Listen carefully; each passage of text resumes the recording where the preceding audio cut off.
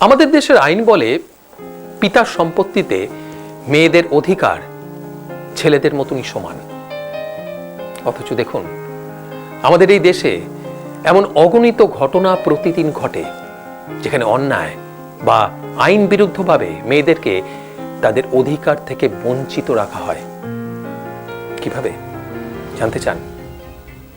দেখুন, অনেক পরিবারই হয়তো মনে করে যে বিয়ের পর মেয়েরা অন্য পরিবারের সদস্য হয়ে যায়, তাই পিতার সম্পত্তিতে তাদের কোনো অধিকার থাকা উচিত নয়, বা মেয়েদেরকে তাদের অংশ থেকে দূরে রাখা হয় পারিবারিক মঙ্গল আর সম্পর্ক রক্ষার নামে, কিংবা ভাইদের সাথে তাদের সম্পর্ক নষ্ট হয়ে যেতে পারে এই ভয় বা অজুহাত দেখিয়ে।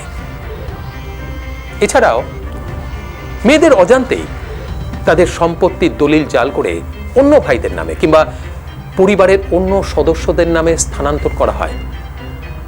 তাছাড়া যৌতুক প্রথার সামাজিক চাপকে কাজে লাগিয়ে মেয়েদেরকে তাদের অংশ থেকে দূরে রাখা। আবার দেখুন, ভয় দেখিয়ে কিংবা শারীরিক ক্ষতির হুমকি তো আছেই।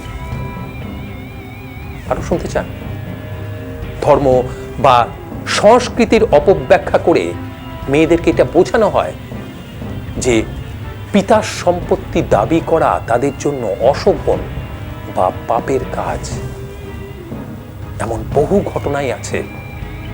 তবে মনে রাখবেন, এই প্রত্যেকটি ঘটনায় কিন্তু অপরাধের আওতায় পড়ে এবং আইনত দণ্ডনীয়। তাই এরকম কোনো ঘটনা দেখলে সোচ্চার হন, সচেতন করুন।